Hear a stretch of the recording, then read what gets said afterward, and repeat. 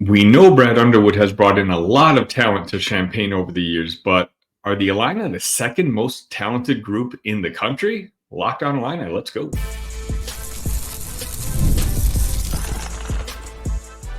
You are Locked On Illini, your daily podcast on the Illinois Fighting Illini.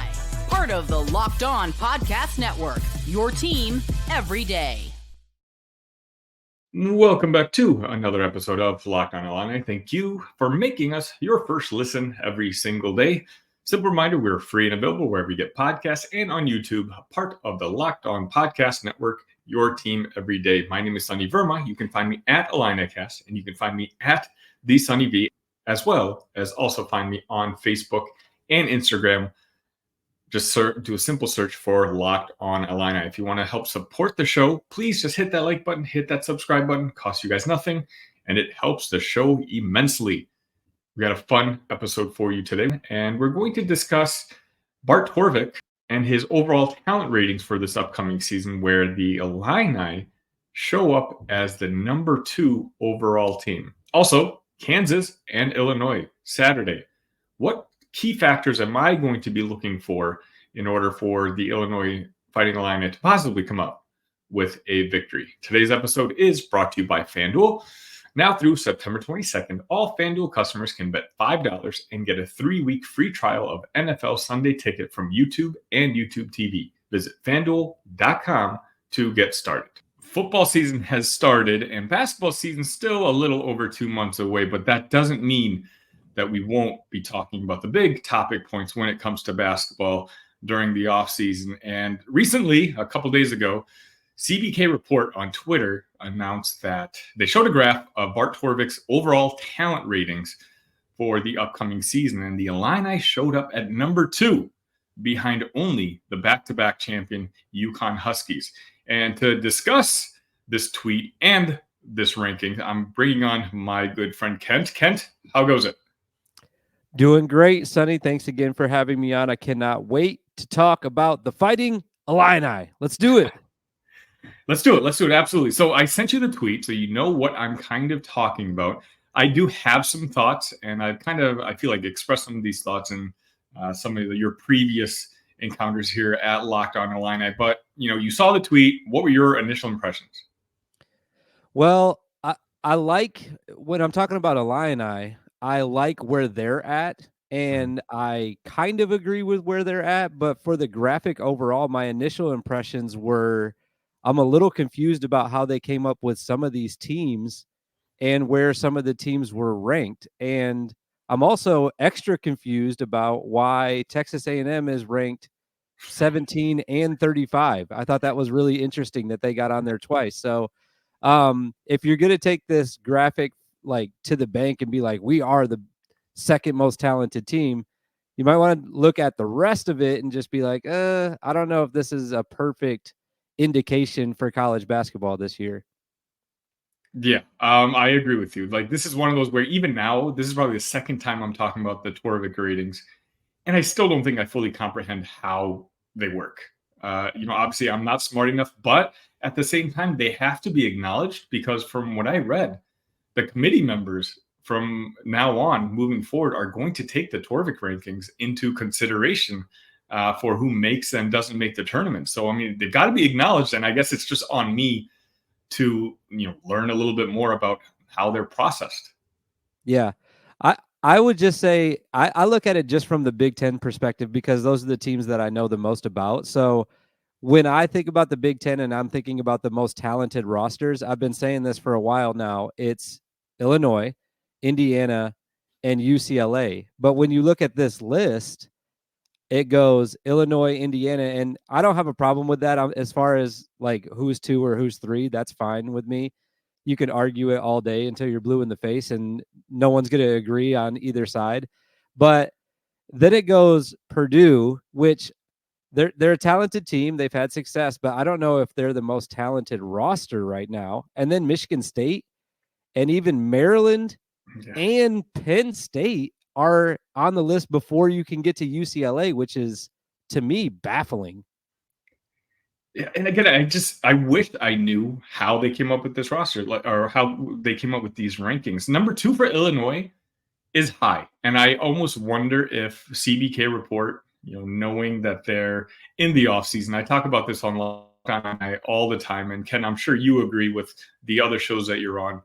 When you talk Illini, or when you bring up a trigger point, views will follow, and clicks will follow. And so putting Illinois at number 2 is almost a surefire way to get Illini fans sharing it amongst other Illini fans, say, hey, look at us. But also Illini haters, talking about how ridiculous this is. I don't know if you saw, I did an episode earlier about the passionate fan bases, and Illinois came in at number 6, I believe.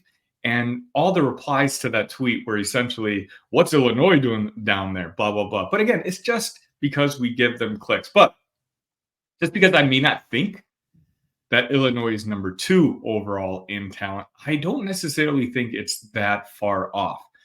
I think we talked about this, you and I, a couple weeks ago when you were on the show, where I think this team's talent level is higher than the talent level of the team last year that went to the Elite 8.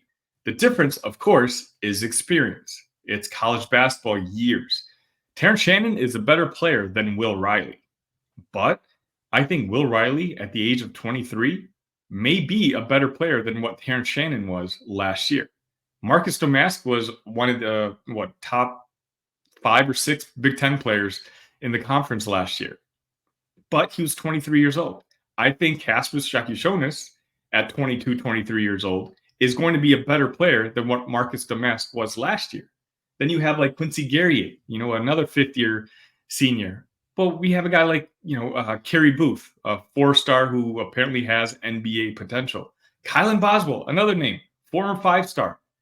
A lot of these guys, when it comes to the talent levels, at least if you base it off of, high school, Illinois, I'm not actually that surprised at all that we come so high when it comes to the accumulation of, those 4 and 5 stars over the past couple of years. Yeah, no, I'm not surprised either. Like I said, I would have them for sure in the top 5, and I don't even know a lot about the other conferences rosters, but just knowing that the Big Ten is so talented at basketball, and I have them ranked in the top 3, or arguably the top 2. Especially if you put them in front of UCLA just immediately, then they're definitely in the top 2. So I wouldn't be surprised at all to have them in the top 5, even not knowing what's going on in the rest of the country. And I definitely agree with what you said. More the second part of what you said about why they would put them there is I think it's more for the visceral reaction that other fan bases would have, like, oh, why is Illinois up there? That's ridiculous. This team hasn't been to a Final Four. They can never be up there. They can never be that talented. Or if they're that talented, they better go to the national championship this year then. Just to get that reaction from fans, I think that is more of the reason why they would put them up there than actually dissecting each team's roster and saying, this is definitely the number 2 team. Not saying they don't deserve it, sure, but even if they borderline deserve it, it's a good idea to throw them up there to get that type of reaction. And it's not just the Illini at number 2. I mean, granted, they're back-to-back champions, but the UConn Huskies lost a lot of players from that championship team last year. And they've had good recruiting classes, but I wouldn't say necessarily elite recruiting classes. But you know what the UConn Huskies fan base is? I mean, I think the Illinois fan base has a lot of vitriol. UConn's fan base is the most toxic I've ever run into in my couple years of covering sports. They're a fan base who, much like Illinois, you put them in any sort of title or headline of anything, whether you're an article you're writing or a YouTube video you're making, you're going to get clicks. And so, again, UConn and Illinois being in the top 2 shows me that this kid, or whoever it was, CBK report, was trying to pay rent this month. Yeah. That's why my new podcast that I'm starting is going to be only about how UConn is great and Illinois sucks. And then the next week I'm going to switch it and it's going to be Illinois is amazing and UConn sucks. And I'm just going to get all the reaction from everybody. That's what my new podcast is going to be about. Stay tuned and check that out. Bonus episode talking about Purdue as well, Purdue basketball. Totally. That's all I'm going to do. Yeah. Move over Joe Rogan. All right, Kent, after this, you and I are going to try something a little bit different. Usually you come on the show and we talk a little basketball. I'm actually curious on your thoughts on the upcoming football game between Illinois and Kansas.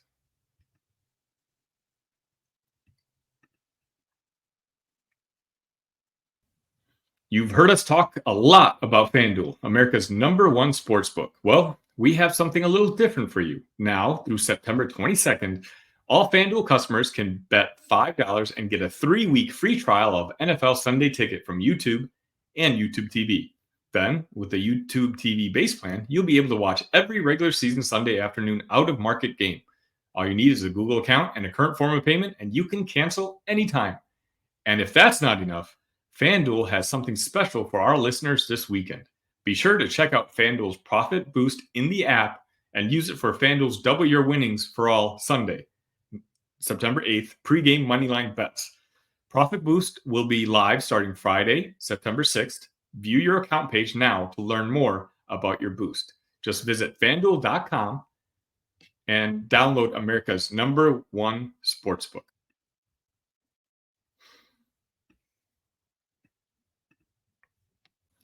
Okay, so week 2, college football has started. Michigan and Texas is probably the marquee matchup, but you also have Big Ten season starts between Michigan State and Maryland. But Saturday night, at least at my household, will belong to Illinois versus Kansas. And now, Kent, I bring you on for this segment because I'm genuinely curious about your opinion. I've talked about this on the show before, that there was not much enthusiasm when it comes to the Illinois football team this upcoming season. And you were a prime example of that. In your preseason predictions, you actually only had Illinois winning 2 games, and those 2 games were against not Big Ten teams. I think it was against Eastern Illinois and Central Michigan, who we play next week. So you had us go winless in the Big Ten and losing this upcoming Saturday against Kansas. So let me ask you a question right off the bat. This segment's mainly going to be about what kind of things we're looking for in Kansas to possibly change your mind. But first, before we do that, did you watch the Eastern Illinois game at all? And what were your thoughts on it? Well, that's a lot of questions, I feel like, but I'll start with the one that you just asked. I did watch the Eastern Illinois game, and I watched it in depth again a second time, just the first half, just because I knew we were going to talk a little bit more about the defense, and I wanted to focus more on that, because usually when I watch games, I am more focused on offense. It's just the way that I watch football. So I wanted to look more closely at the defense. But going back to the 2 wins thing, I did not, despite what we just talked about in the segment prior, I did not do that to get a reaction out of Illinois fans. In fact, I didn't think that there would be that big of a reaction from them, but there was. A lot of pushback on that. And I have to admit, a lot of them were pretty level-headed and gave some valid reasons about why I was wrong about it. And a lot of wait and see, like you'll find out real shortly that we're not going to be a 2-win team.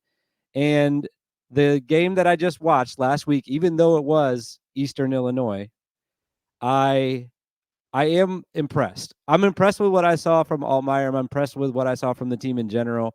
And I'm not going to walk back my predictions because I'm not that type of guy. But I will say that I think they're probably going to win more than 2 now. But I'm not changing my predictions, though, if that makes sense. I'm kind of walking both sides of the fence here. I was impressed. I think they'll be better than I thought originally, but I'm still keeping it at 2, though. Fair enough. Okay, so let's talk about how Kansas could possibly become win number 2 for the Illini. Now, there's two guys I'm basically looking at in order for us to come out victorious on Saturday. And the first and foremost, it's got to be Aaron Henry, our defensive coordinator. A lot of people remember the Illinois and Kansas game last year when Kansas essentially boat raced us. After the third quarter, I believe the score was 34-7. We made the score respectable at the end of the game. I think it finished 34-23, but it was a blowout from the Jayhawks perspective. And Aaron Henry talked about it after that game, that, he was kind of overwhelmed with everything. Like he was new to play calling, and obviously the Illini staff underestimated all the talent that already left the team, and they just weren't ready for that speedy Jalen Daniels, Devin Neal type of offense that Kansas was bringing. Well, those excuses are gone now. Aaron Henry has been the defensive coordinator for one full season. He had a very impressive showing in week 1 this year. We've got a lot of our star players back for this game. If you recall, last year, Matthew Bailey didn't play in that game, and he was supposed to be one of the captains of the defense last year. And so he had an outstanding week 1 this week, and he's going to be on the field on Saturday. So for me, this is a good barometer for Aaron Henry just to see how far along he has come as defensive coordinator. If Kansas duplicates what they did last year to Illinois and they just score, at free will, well, then I think the talk about Aaron Henry just not being ready for this position is going to continue. And so I think the Illinois defense is going to be the focal point of this game. Yeah, and I thought what they did in week 1 was really interesting. And Aaron Henry specifically sticking to a game plan and not going away from it the entire, at least like I said, the first half that I watched. I saw exclusively 5-man fronts the entire first half against Eastern Illinois.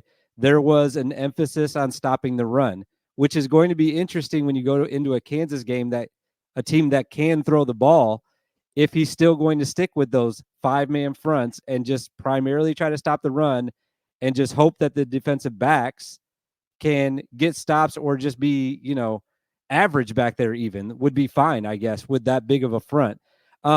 In this game, the defensive backs were playing man-to-man almost the whole time, except for on third down. Almost every third down, they dropped back into zones. And when they did that, when they dropped back into those zones, is when they got their 2 interceptions in that first game in week 1. So when I'm going into a Kansas game, if I was going to help Coach Henry at all, I would say mix in more of those zones. You can still keep that 5-man, that 5-2 or 5-3 look and bring 8 in the box if you want to. But I liked when he dropped guys back, and he even sometimes dropped guys back off of the line to play that like middle hook zone, the curl area. And that really confused Eastern Illinois when they were passing. And I think if he does that more against Kansas, it could give him some more time in the defensive backfield to give the guys up front time to rush and put pressure on Daniels. Yeah, I do think stopping the run is going to be a priority this game, only because last year in their matchup, Devin Neal, I saw, averaged 12 yards a carry. And it's just going to be tough if Devin duplicates that performance from last year. I really think the key to Saturday's game is going to actually be keeping Kansas's offense off the field. And that's going to be through, ball control on your side, which actually kind of brings me to the second focus that I'm going to have for this game, and that's Luke Altmyer. I've been a big Luke Altmyer supporter, all off season long. I do think that, Paddock taking over the job last year was more something that the national media created their own narrative on. I don't think Luke necessarily lost his job. He got hurt at the end of the Minnesota game. John Paddock came in, threw for 500 plus yards. And so it was hard to bench Paddock at that point. But Luke in his last 6 games had 10 touchdowns and 3 interceptions. And Illinois was one of the better, I think, top 5 or top 6 passing teams in the country last year. So I think the expectation level for Luke was a little lower than most people, and that's why I think Illinois football wasn't really counted on to do much this year. But you saw something different from Altmyer in week 1, and that was kind of a moxie. I had Ted from the Big Ten TED Show talk about after his 4th touchdown, Luke just kind of threw his hands up in the air. He had a little level of confidence to him. He knows he's got a very talented wide receiver room. Well, Saturday, all eyes are going to be on Jalen Daniels. And understandably, he's one of the best quarterbacks in the country. If Luke can continue his trajectory and have another really solid game, I think not only will Big Ten people start noticing that, hey, okay, this Luke kid, he is pretty good. Again, this is just his 2nd year starting as a college football quarterback. I think people will start noticing that, hey, Luke is pretty good. And if Luke is good, then this Illinois offense has a potential to be very good. Yeah, I was definitely part of I'm not part of the national media, but I was definitely part of the group that was like campaigning for Paddock after that game because I just got so excited after it. Like Yeah. seeing a kid come in like off the bench, understandably, like someone that's not an Illinois fan, when you see something like that, you're like, okay, this kid just came out of nowhere and threw for that many yards and was just going off. Like I was all in on him. So I was definitely guilty of being part of that. And here's what I'll say about Altmyer. I would urge you to do the same thing that you're asking us to do with John Paddock last year, which is not base it off of one game in week one. And you don't do that, obviously, but if you're a fan, don't say, okay, he had a great game against Eastern Illinois. Luke Altmyer is back. I wouldn't say that. I would say, let's wait one more game. And if he has a good game against a way more talented team in Kansas, and does even anything similar to what he did last week or just plays good even, I'll be really impressed. Then I'll be like, okay, Luke Altmyer, he's ready to have a really good season now. But if he comes back in this game and it's like, okay, he's playing against some real athletes now, against a real team, and he throws for like 2 or 3 picks and has a bad game, then it's going to be like, it's kind of what, people have been criticizing him about, is that he can't play against better teams. He just does that against the lower team. So I would say wait one more game. And there's a lot coming down to this, at least for me and my opinion of Luke this weekend. No, I think you're right. And maybe I wasn't very clear on my end. I'm the same way I said about Aaron Henry. I'm kind of saying this is the prove it game for Luke. I was impressed with week one. And yes, I'm higher on him coming into the season than a lot of people were. But I need to see it on Saturday. Okay, we know last year he was running for his life. Okay, Austin Booker, who's now a Chicago Bear, had 2 sacks. The defensive line was harassing Luke last year. We really didn't have a steady running game yet. And so Luke Altmyer was not only our best passer, but he was our best runner in game 2 last season. This year, things are a little different. You know what? The offensive line, they brought some really talented guys on that offensive line. It's going to be, I would say, the top half in the Big Ten. Caden Fagan, I've been saying on every show that I've been on, is going to be the breakout star of the Big Ten this upcoming season. Bringing in a guy like Zachary Franklin, Pat Bryant had 2 touchdowns in week 1. I think the offensive talent is there for the Illini this year. The X factor is Luke, and yeah, he passed every benchmark you would want for week 1, but week 2 is when it's going to really matter. You're, I think, 6-point dogs in that game against Kansas. You want to have a good showing. If you come out looking respectable, then all of a sudden the confidence level, I think, in the Illini fan base, which I'm not sure if you know this, but we sold out the game against Kansas, and Illinois hasn't sold out a game since 2016. So the fan base is there. They're ready. They just need a reason to be allowed to get excited. And I do think that, I don't know how to phrase this, but I do think that a big reason that Illinois could come out victorious on Saturday is if Luke proves that he's a top echelon quarterback.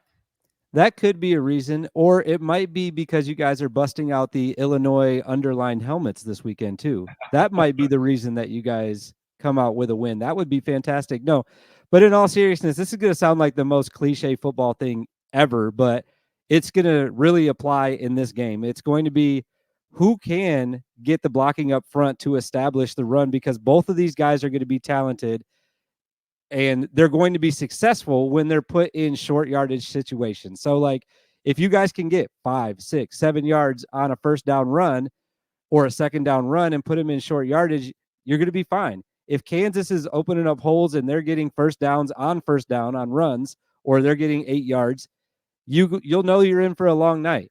And that's going to be a key to watch for in any football game. Obviously, when you're set up in good position, you're going to have success, but especially in this one, I think, with these 2 quarterbacks. But yeah, it's going to be really interesting. It's a big game. Anytime that there's a big game and a big matchup, especially early on, I look at like what I was tweeting about this weekend. Obviously, I was really excited about this past weekend, Penn State and West Virginia. That's why I was like, oh man, Drew Aller, like I've been saying, is the real deal. Look what he just did to West Virginia. And then a new guy that I didn't know about, Miller Moss, out at USC. I was like, okay, he just dismantled LSU's defensive backfield in the fourth quarter. So if Luke can have a game like that, I will be the first one on top of my rooftop shouting his name and saying, look what this man just did to Kansas. Everybody thought Kansas was going to come in here and win. He's one of my favorite quarterbacks. But he's got to have a good game, though. I'm not just going to say that just because he's in the Big Ten. That's fair. All right, Ken, any predictions for Saturday's matchup?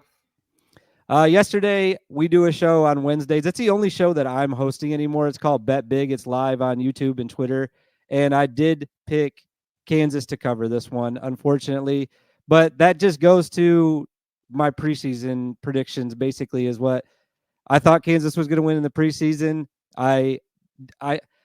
Like I said, I'm more confident about Illinois after last week, but it was Eastern Illinois. So I'm not fully confident that they're going to beat a really good Kansas team. But I will say, I'm not joking. I think the helmets and I think the sellout are going to be a big factor.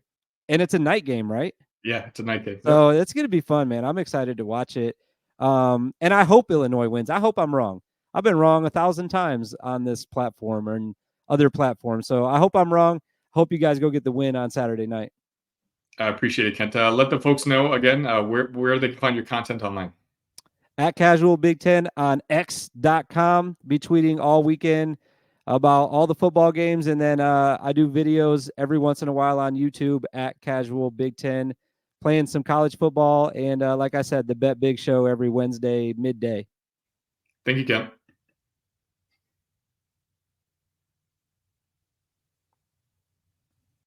As we mentioned, Illinois and Kansas is sold out for Saturday night. But if you're looking for tickets, I highly recommend checking out the Game Time app.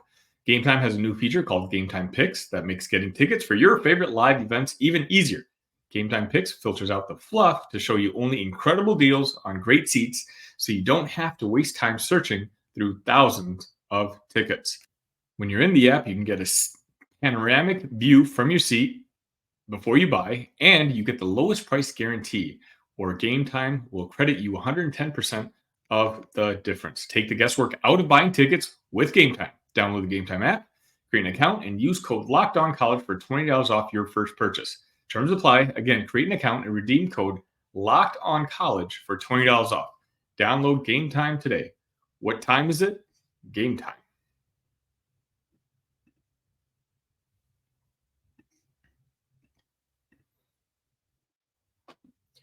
And that's going to wrap it up for today's episode of Locked On Illini. I thank you all again so much for tuning in. Let me know your score predictions for the game. Do you think the Illini come out victorious on Kansas? If they do, what do you think that means for the season?